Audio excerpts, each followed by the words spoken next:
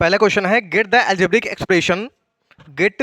algebraic expressions in the following cases using variables constant and arithmetic operation। ठीक बच्चा, पहला question में अगर आप कुछ समझ पाओगे तो इसमें तीन चीजें दी रखी हैं। हमें निकालना क्या है, हमें algebraic expression निकालना है वेरिएबल का इस्तेमाल करके। ठीक है, वेरिएबल का इस्तेमाल करके हमें कांस्टेंट इस्तेमाल करना है और हमें अरिथमेटिक ऑपरेशन इस्तेमाल करना है। वेरिएबल मैंने आपको बताया है ए से लेकर के जेड तक जो टर्म्स होते हैं उनको हम क्या बोलते हैं, वेरिएबल, ए से लेकर के जेड तक। और यहाँ पे कांस्टेंट क्या होता है, कोई भी नंबर, जो नंबर होता है उसको हम बोलते हैं कांस्टेंट। और अलजेब्रिक ऑपरेशन मैंने आपको बताया है प्लस, माइनस, मल्टीप्लाई और डिवाइड, ये इतनी चीज़ों का हमें इस्तेमाल करना है। और ये जो आपका स्टेटमेंट दिया गया उसको किस में कन्वर्ट करना है, अलजेब्रिक एक्सप्रेशन में कन्वर्ट करना है। तो वेरिएबल का मतलब, कांस्टेंट का मतलब और अरिथमेटिक ऑपरेशन का मतलब आपको समझ में आना चाहिए। हम करते हैं, देखिए पहला क्या लिखा है subtraction of Z from Y. तो subtraction of Z from Y, इसका मतलब है कि हमें वाई को घटाना है जेड में से, हमें वाई को घटाना है जेड में से। सब्ट्रैक्शन ऑफ, देखिए लिख देते हैं, subtraction of Z from Y, ये है, यही है ना, दोनों में अलग अलग चीजें हो जाएंगी। अगर यहाँ वाई यहाँ जेड हो जाएगा तो subtraction of Z from Y, इसका मतलब होगा कि वाई से जेड को घटा दो। तो वाई पहले आएगा, उसमें से हम जेड घटा देंगे और यही हमारा आंसर हो जाएगा। अब ध्यान से देखिए, ये दोनों जो हमने इस्तेमाल किया, ये वेरिएबल था, ये जो हमने इस्तेमाल किया ये क्या था, अरिथमेटिक ऑपरेशन था। कांस्टेंट इसमें क्या है, इसके सामने 1 है, बस यही मान लो कांस्टेंट है। समझे कि नहीं? तो हमने क्वेश्चन में ये सब इस्तेमाल कर लिया। ठीक है, दूसरा वाला देखिए, दूसरा वाला क्या है, 1/2 of the sum of numbers x and y।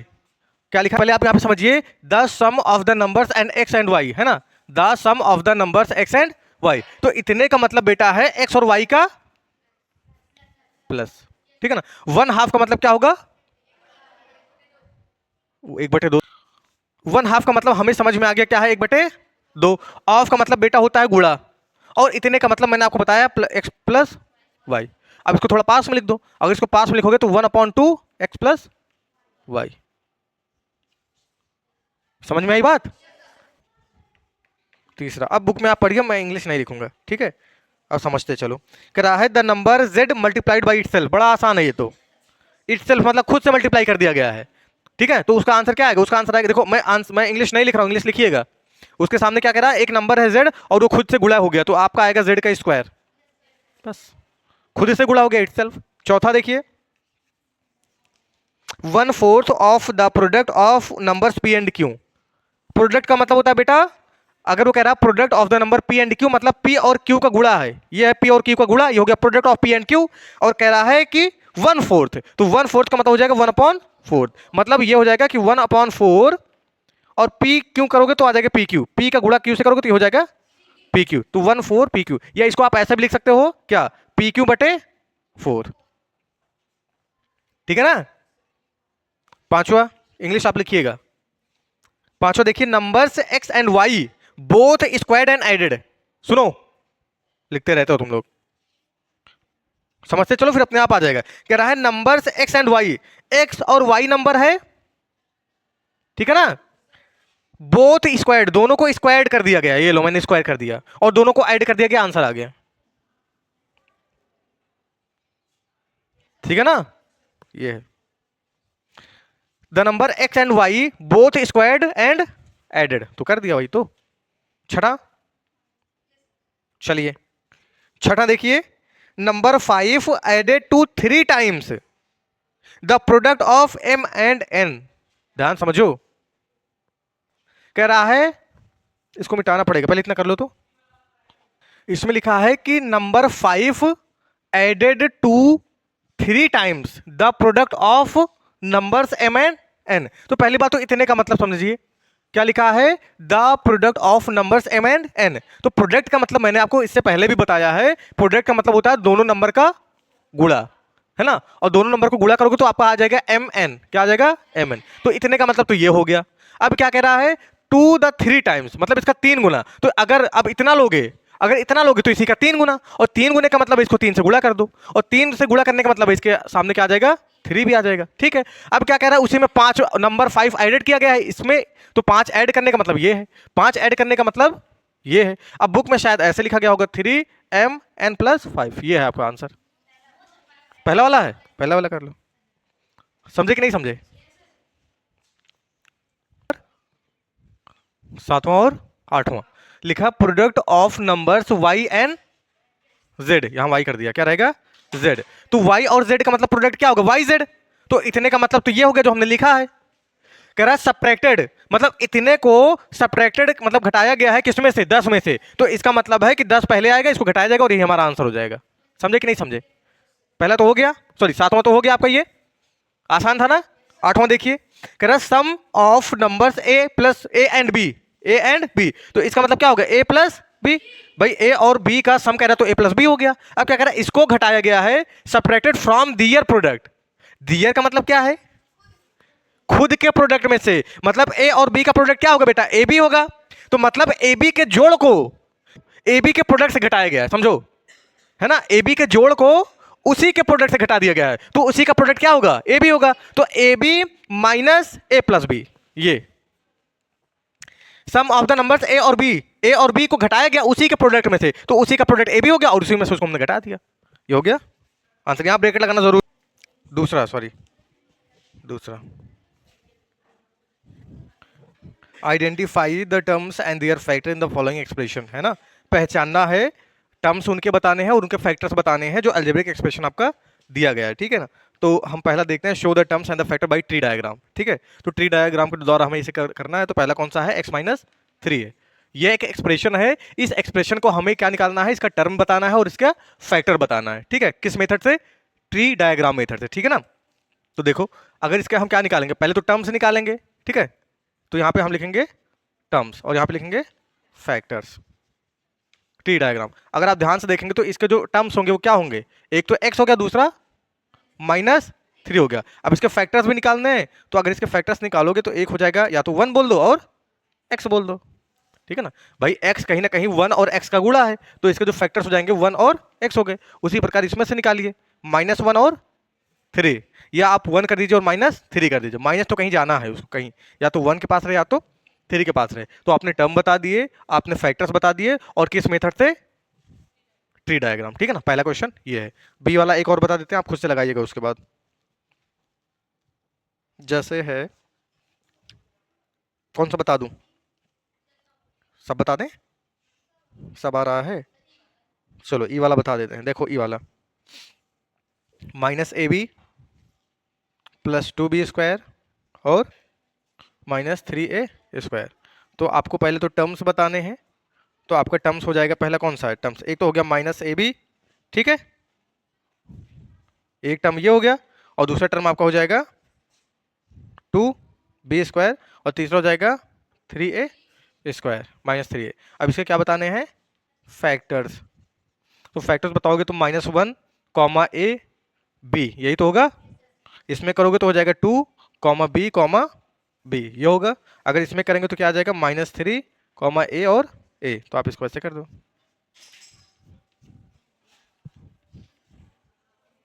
ये तो है ही आपका।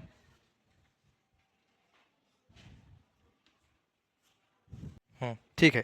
क्वेश्चन नंबर दूसरा हमें करना है। तो पहला क्वेश्चन तो हमें ट्री डायग्राम मेथड से करना था, हमने कर लिया, एक दो करके बता दिया है। और जितने भी क्वेश्चंस बचे हुए हैं वो सब वैसे ही होंगे। तो आसान है, अगर आप ट्राई करोगे तो क्वेश्चंस हो जाएंगे। अगर आपको थोड़ी प्रॉब्लम होती है तो आप हमसे शेयर कर सकते हैं। बढ़ते हैं नेक्स्ट क्वेश्चन की तरफ, क्वेश्चन नंबर दूसरा, ठीक है। Identify terms and factor in the expression given willow. तो जो नीचे एक्सप्रेशन आपको दिए गए हैं उनके भी हमें क्या निकालने हैं, टर्म्स निकालने और फैक्टर निकालने हैं। लेकिन उसमें ट्री डायग्राम मेथड नहीं लगाना, उसमें टेबुलर फॉर्म करके हम उसको काम करेंगे, ठीक है। देखिए कैसे करते हैं, टेबल में कैसे करते हैं, एक दो बता दे रहे हैं और सब आप खुद से करिएगा।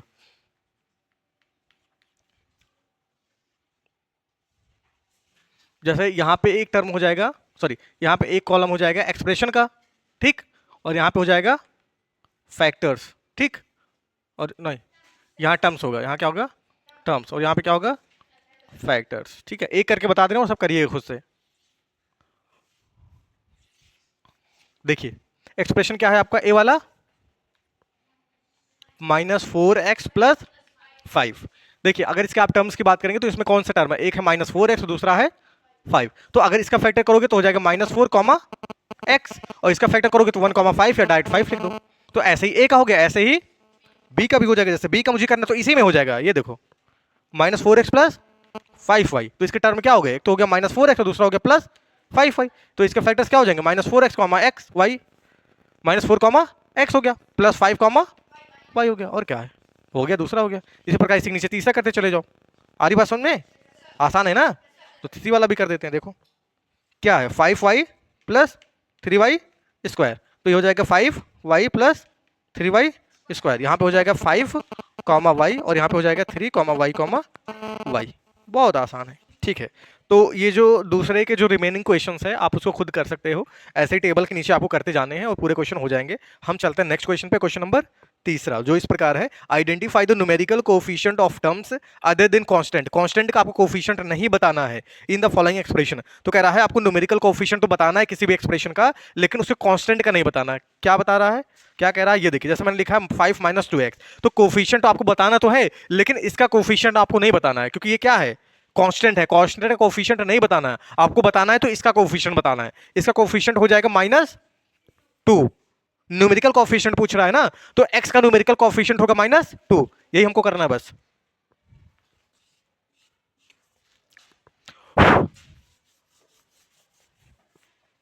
देखिए क्वेश्चन नंबर तीसरा, यहां पे हम लिखेंगे एक्सप्रेशन और यहां पे लिखेंगे फैक्टर्स, यहां पे लिखेंगे कोएफिशिएंट। जैसे ए वाला देखिए, पहला है 5 - 3t स्क्वायर, तो इसका फैक्टर कौन कौन, सॉरी फैक्टर नहीं, टर्म है, टर्म्स है। तो इसके कितने टर्म्स है, एक तो है 5 और दूसरा है -3t स्क्वायर। तो इसका कोफिशिएंट तो बताना नहीं है, इसी कोफिशिएंट बताना, तो इसका कोफिशिएंट कितना हो जाएगा -3। समझे कि नहीं समझे, ये देखो ऐसे पिछले जैसा, ठीक। दूसरा वाला देखिए, 1 + t + t square + t cube, तो आपको किसका बताना, देखो थोड़ा सा ये चौड़ा पड़ेगा, इसको चौड़ा करना पड़ेगा नीचे तक, ठीक है। तो एक तो हो जाएगा आपका 1 का और हो जाएगा, इसको ऐसे कर लो बीच में से, समझे। तो इसका तो कुछ नहीं है, इसका तो कुछ नहीं है ना, इसका कोफिशिएंट आपको बताना है, -3 हो गया। उसी प्रकार 1 का बताना है, t का बताना है, फिर t स्क्वायर का बताना है, फिर t क्यूब का बताना है। तो यहाँ पे लिखिए, इसका तो बताना नहीं है, उसने बोल दिया है, तो इसका कोफिशिएंट हो जाएगा 1, इसका भी कोफिशिएंट हो जाएगा 1 और इसका भी कोफिशिएंट हो जाएगा 1, क्योंकि आप देखो t के आगे कहीं ना कहीं 1 है, इसके भी आगे 1 है, इसके भी आगे 1 है, तो कोफिशिएंट 1 हो गया, खत्म क्वेश्चन। नेक्स्ट करते हैं दूसरा वाला, तीसरा है x + 2xy और +3y, तो इसमें कितने हैं, एक तो x हो गया और दूसरा 2xy हो गया और तीसरा 3y हो गया, तो ये सब एक में रहेंगे। तो अगर आप इसका कोफिशिएंट बताओगे तो क्या आएगा, x का कोफिशिएंट क्या होगा, अरे भैया जिसके सामने कुछ नहीं लगा उसके सामने क्या लगा रहेगा, 1, तो क्यों मुंह देख रहे हो, बता नहीं पा रहे हो, इसका क्या होगा 2, इसको छोड़ दो, यही जो बचा यही नंबर बता दो 2, इसको छोड़ दो, यही जो बचा यही बताओ 3। तो यहाँ अगर आप इसको पीछे आंसर से मिलाएंगे, तो जैसे उसने कहा है कि नंबर का कोफिशिएंट नहीं लिखना है, मतलब कांस्टेंट का कोफिशिएंट नहीं लिखना है, तो उसने ये चीज लिखा भी नहीं है ना, उसने ये चीज लिखा भी नहीं है, तो उसने क्या कर दिया है, उसने ये चीज लिखा है और इसका कोफिशिएंट टी स्क्वायर के साथ में कौन सा है, -3 है, तो -3 उसने लिख दिया है। उसी प्रकार इसका भी उसने नहीं लिखा, क्योंकि 1 का तो कोफिशिएंट लिखना ही नहीं, क्वेश्चन में पहले ही बोल दिया है, तो उसने टी लिखा है, टी स्क्वायर लिखा है, टी की पावर 3 लिखा है, तो टी के सामने भी 1 है, अगर कुछ नहीं तो मतलब 1 है, उसके साथ भी 1 है, इसके साथ भी 1 है। उसी प्रकार x के पास भी 1 है, इसके पास क्या है 2 है, इसके पास 3 है। अरे बस में तो उन्होंने कांस्टेंट को लिखा ही नहीं है, जब कांस्टेंट का आपको कोफिशिएंट नहीं लिखना है तो उन्होंने कांस्टेंट टर्म भी नहीं लिखा है, तो उससे कोई दिक्कत नहीं है, लिखना है, ठीक है। क्वेश्चन नंबर 4 पे आते हैं, क्वेश्चन नंबर 4 का ए वाला, identify terms which contain x and give the coefficient of x। तो ठीक है, हम यहाँ पे लिखें, सेम वही चीज है, यहाँ पे हो जाएगा एक्सप्रेशन, है ना, ध्यान से देखिए, यहाँ पे एक्सप्रेशन हो जाएगा, यहाँ पे क्या हो जाएगा, terms contain x with x है उसमें, तो उसमें लिख लो टर्म्स विद x, छोटा पड़ेगा थोड़ा, और तीसरा क्या है, उसके कोएफिशिएंट ऑफ x, हाँ स्पेलिंग देख लीजिएगा, कोएफिशिएंट ऑफ x। चलिए इसका पहला कौन सा है, पहला है y² x + y, तो आपको वही टर्म लिखने हैं जिसके पास x है, तो यही वाला आपको टर्म लिखना है, मतलब y स्क्वायर एक्स, और x का कोफिशिएंट अगर आप लिखोगे, अगर x का कोफिशिएंट आप लिखोगे तो आएगा यहाँ पे y स्क्वायर, जो x के साथ रहेगा वही लिख देना है। हो जाएगा। एक ठोर कोई कर देते हैं, पांचवा वाला कैसे करोगे? तो आपको लिखना पड़ेगा x, आपको लिखना पड़ेगा एक्स वाई, है ना, x और एक्स वाई। तो यहाँ पे x का कोफिशिएंट क्या होगा? 1 होगा। यहाँ पे y का x का कोफिशिएंट क्या होगा? y। हो जाएगा ना। अब ऐसे सिमिलरली आपको पूरा करते चलना है, ऐसे पूरा कर डालिए, ठीक है ना। चलो इसको यहीं पे छोड़ते हैं, आगे आप करिए इसको। Question number B. तो पहले का ए वाला आपको ऐसे ही करना है, ठीक है, पूरा आप इसको कर डालिए, इसको हम पूरा आपको नहीं करवा रहे हैं। बी वाला भी एक बता देते हैं। उसमें क्या कह रहा है? उसमें कह रहा है identify terms with contain Y square, मतलब टर्म्स विद वाई स्क्वायर, और वाई स्क्वायर का कोफिशिएंट भी बताना पड़ेगा। हो जाएगा ना। ये बी वाला है। एक कर दो, इसमें भी कर देते हैं। पहला कौन सा है? पहला है 8 माइनस एक्स वाई स्क्वायर। तो वैसे टर्म्स लिखना है जिसके पास वाई स्क्वायर है, तो हो जाएगा माइनस एक्स वाई स्क्वायर। अब वाई स्क्वायर का कोफिशिएंट लिखोगे तो आएगा माइनस एक्स। चलिए दूसरा बता देते हैं इसका, 5y स्क्वायर प्लस 7x। तो यहाँ पे आप क्या लिखोगे? 5y स्क्वायर, क्योंकि हमें ऐसे टर्म लिखने हैं जिसके पास y स्क्वायर हो, तो इसमें हमारे पास y स्क्वायर यही तो है, तो इसके पास यही वाला टर्म है, तो यही टर्म हमें लिखना है। तो यहाँ पे हो जाएगा इसका कोफिशिएंट 5। तीसरा वाला भी खत्म कर दो, कर देते हैं भाई, तुम लोग तो कर ही लोगे, स्मार्ट बॉयज हो। तो वाई स्क्वायर वाले ये दोनों टर्म है, तो इनको लिखिए। एक तो जाएगा माइनस 15 एक्स वाई स्क्वायर, और दूसरा हो जाएगा प्लस 7 वाई स्क्वायर। तो यहाँ पे हो जाएगा माइनस 15 एक्स, और इसका हो जाएगा प्लस 7। हो गया, खत्म। क्या लिखा है ध्यान से देखिए, लिखा है classify into monomials, binomials and trinomials. मतलब जितने भी टर्म्स, सॉरी, जितने भी एक्सप्रेशंस आपको दिए गए हैं उसमें से आपको अलग अलग छांटना है, कौन सा बाइनोमियल है, कौन सा मोनोमियल है, और कौन सा ट्राइनोमियल है। ठीक है, हम एक कॉलम बनाएंगे मोनोमियल का,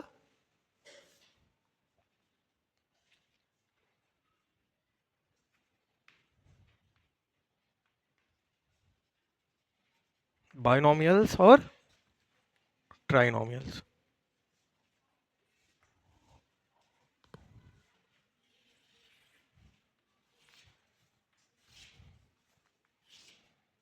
ठीक है, जो पहला है वो क्या है? मोनोमियल है कि बाइनोमियल है? बाइनोमियल है, तो इसको हम क्या किस में लिखेंगे? बाइनोमियल में। किस में लिख लेंगे? बाइनोमियल। मतलब 4y माइनस 7z, 7z, ये हो गया। उसी प्रकार दूसरा क्या है आपका? पहला तो आपने लिख दिया, दूसरा क्या है? हाँ, दूसरे में क्या है? मोनोमियल। तो इसमें इसको हम किस में लिख देंगे? मोनोमियल्स में दूसरा हो गया, ठीक। उसके बाद तीसरा आ जाइए। तीसरा क्या है? तीसरा क्या है? कहाँ है, मैं देख नहीं पा रहा हूँ। हाँ, ट्राइनोमियल। तो ट्राइनोमियल किस में आ गया? इसमें आएगा, ठीक है ना। तो x plus Y plus minus X Y, ठीक है। देखो ध्यान से, तो मैंने तो 3 करके आपको बता दिया, ठीक है। देखो जो हमने पहला देखा उसमें 2 टर्म था, तो हमने उसको बाइनोमियल के कॉलम में लिख दिया। तो दूसरा हमने देखा उसमें 1 टर्म है, तो 1 टर्म का मतलब होता है मोनोमियल, तो हमने उसको मोनोमियल वाले कॉलम में लिख दिया। उसी प्रकार क्या है, जिसमें 3 टर्म है वो क्या है? ट्राइनोमियल, उसको हमने ट्राइनोमियल के कॉलम में लिख दिया। तो ऐसे ही अगर 2 जिसमें टर्म होंगे उसको आपको मोनोमियल में लिख देना है, ठीक है। और एक चीज भी समझ में आ रहा है कि जो पहला है वो क्या है? मोनो बाइनोमियल है। जो दूसरा है वो क्या है? मोनोमियल है। जो तीसरा है वो क्या है? ट्राइनोमियल है। तो इससे भी ये भी पता चल जाएगा कौन सा जो टर्म है, पहला दूसरा तीसरा टर्म, आपको कौन सा पॉलिनोमियल है, बाइनोमियल है, ट्राइनोमियल है कि मोनोमियल है। बात समझ में आ गई? कर लोगे ना? आसान है। चलिए ठीक है, इसी प्रकार आप पूरा कर लीजिए इसको, हम 2 मिनट रुक जाते हैं। क्वेश्चन नंबर 6, ये भी आसान है, ठीक है ना। इसमें हमें ये बताना है, देखो क्वेश्चन को पढ़ो। स्टेट मतलब बताओ weather a given pair of terms is of like और अनलाइक टर्म्स, है ना। आपको पेयर्स दिए गए हैं ना, जैसे जो पहला क्वेश्चन है उसमें एक पेयर दिया गया है, जो दूसरा क्वेश्चन है उसमें पेयर दिया गया, मतलब जोड़ा दिया गया है। मतलब आपको 2 टर्म दिए गए हैं और आपको बताना है कि कौन सा जो पेयर ऑफ टर्म है वो लाइक है और कौन सा पेयर ऑफ टर्म अनलाइक है, आपको यही बताना है। तो जो पहला है, जैसे क्या है, जो पहला है वो क्या है? लाइक है, तो आप क्या लिखोगे? लाइक। या आप क्या कर लो, एक तरफ लिख लो लाइक टर्म्स, लाइक पेयर्स, एक तरफ लिख लीजिए। हाँ, लाइक पेयर्स एक तरफ लिख लीजिए, और अनलाइक पेयर एक तरफ लिख लीजिए, है ना। ठीक है, तो इसमें जो होंगे आपके उसमें लाइक पेयर्स लिख दीजिए, जैसे हो गया 1,100, ये हो गया, तो ये पहला वाला है। ठीक, उसी प्रकार दूसरा वाला देखिए, दूसरा क्या है, लाइक है, तो -7x, 5/2x, ये भी लाइक में आ गया। तीसरा वाला लाइक अनलाइक में है, अनलाइक में है, हाँ तीसरा वाला क्या है, अनलाइक में, तो यहां पे हो जाएगा -29x, -29y। भैया आपके कांस्टेंट टर्म सेम नहीं होने चाहिए, आपके ये जो वेरिएबल वाले टर्म है ये सेम होना चाहिए, तब वो लाइक अनलाइक कहलाएगा। ठीक है, आप देख रहे हो कि यहाँ पे भी -29 है, यहाँ पे भी -29 है, तो दोनों लाइक में नहीं, दोनों लाइक में नहीं आएगा। भले यहाँ पे जो नंबर होता है वो डिफरेंट होता है, लेकिन दोनों के जो अलजेब्रिक टर्म है वो दोनों के सेम होने चाहिए। ठीक है ना, जैसे इसमें देखो ये दोनों तो अलग अलग है, लेकिन जो यहाँ पे वैल्यू है वही वैल्यू यहाँ भी है, दोनों वेरिएबल सेम है ना, तो जो वेरिएबल सेम हो जाएंगे तो क्या हो जाएगा, वो लाइक टर्म हो जाएगा। उसी प्रकार चौथा देखिए, चौथा क्या है, लाइक है, बिल्कुल लाइक है। एक में लिखा है 14xy और लिखा है 42yx, तो उससे कोई मतलब नहीं है, आपको वेरिएबल का ऑर्डर क्या है उससे ज्यादा फर्क नहीं पड़ता है, उससे फर्क ही नहीं पड़ता है, बस ये है कि इसमें भी xy है, इसमें भी xy है। ठीक है, पांचवा, पांचवा क्या है, अनलाइक है, पांचवा क्या है, अनलाइक। ठीक है, इसमें क्या है, 4m² p, 4m² होगा, सॉरी हाँ ये है mp² है। ठीक है, आपकी कांस्टेंट दोनों में सेम है, लेकिन जो अलजेब्रिक टर्म्स है वो क्या है, अलग अलग है। ठीक है ना, इसलिए क्या है, ये अनलाइक पेयर है, क्या है, अनलाइक पेयर। ठीक है, छठा देखो, अनलाइक है तो उसको भी लिखो इसी में, 12xz, 12x²z², अलग है।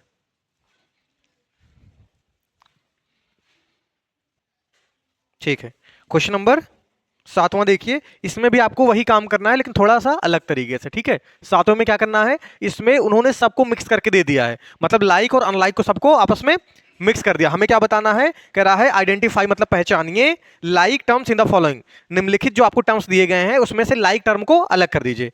ठीक है, तो जो लाइक टर्म है उनको आप लाइक, हाँ लाइक ही टर्म होगा, तो लाइक जो टर्म्स है उनको अलग कर दीजिए, लाइक उसी में पूरा भर दो लाइक टर्म्स जितने हैं।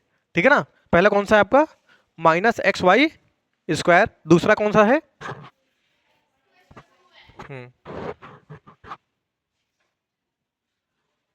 2xy², तो ये एक जैसे हो गए। अगला हाँ -4yx², इसके जैसा कौन है, हाँ 20x²y, और कोई है नहीं है, चलो ये अलग हो गया। नेक्स्ट 8x² -11x², और भी -6x², अब नहीं है, नहीं है, तो ये देखो ये आपस में एक जैसे हैं, ये आपस में एक जैसे हैं, ये सब आपस में एक जैसे हैं। ठीक है ना, अलग अलग। अगला देखिए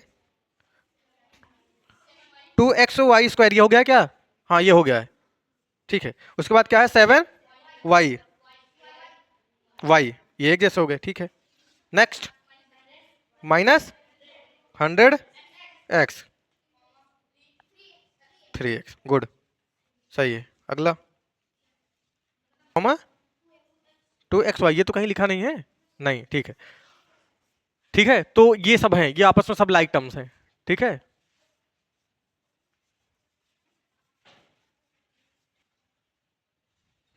जैसे ये फर्स्ट टाइप का हो गया है ना, ये सेकंड टाइप का हो गया, ये थर्ड टाइप हो गया, ये फोर्थ हो गया, ये फिफ्थ, और ये सिक्स। भाई ये सब आपस में लाइक टर्म नहीं है, लेकिन ये जो एक डब्बे में ये जो बंद है ये सब आपस में लाइक टर्म्स हैं, समझ रहे हो ना, तो हमने सबको अलग अलग तो कर दिया है। देखिए बताइए 10pq, 7qp, 70qp, हाँ बस ये एक जैसे हो गए। अब देखिए इनको हम दो टाइप से कर रहे हैं, चाहे आपको ये टेबल वाला अच्छा लगता है तो आप ऐसे कर लीजिएगा, और चाहे ऐसे कर लीजिएगा सामने सामने। अब देखो इनको सेपरेट करने के लिए क्या करेंगे, ऐसे साइन हम लगाएंगे, ये समझ गए, अब ये एक जैसे हैं, अब वो अलग वाले लिख देते हैं। बताइए 7p, हाँ हाँ 2405p, ये हो गया, और अब नहीं है ना, अब ये एक जैसे हो गए। Next 8q, comma 100 Q minus, कहाँ है -100? हाँ ठीक है, हो गया है। अब अगला type P minus P square Q square ना। अब इसके जैसा कौन है? 12, हाँ, क्यू स्क्वायर पी स्क्वायर। देखो ये दोनों का ऑर्डर चेंज है ना? हाँ, लेकिन तब भी वो लाइक टर्म में ही आएंगे। अब नहीं है ना? अगला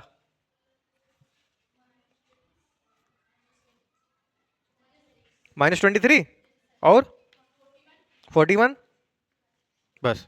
नेक्स्ट और कोई है? -5p स्क्वायर है तो -5p स्क्वायर। अब इसके जैसा कोई? 701 ना, पी स्क्वायर। बस हो गया? नहीं, कौन है? हाँ, एक टाइप और है, कौन सा है? 13 p स्क्वायर क्यों? इसके जैसा कोई है? नहीं है। इसके जैसा है, बगल ही वाला तो है उसके। हाँ, उसी के बगल क्यू पी स्क्वायर। चलिए, ये था, हमने कर लिया। अब कैसे पता चलेगा कि हमने सही किया है? सभी को काउंट कर लीजिए। 1 3 ये हो गए, 3 2 3 4 5 6 7 8 9 10 11 12 13 14 15। अब यहाँ भी 15 होने चाहिए। 1 2 3 4 5 6 7 8 9 10 11 12 13 14 15। ठीक है, तो हमने सबको कवर कर लिया। तो चाहे आप इस ऐसे करना चाहो तो ऐसे कर लो, चाहे आप ऐसे करना चाहो तो ऐसे कर लीजिए। ठीक है।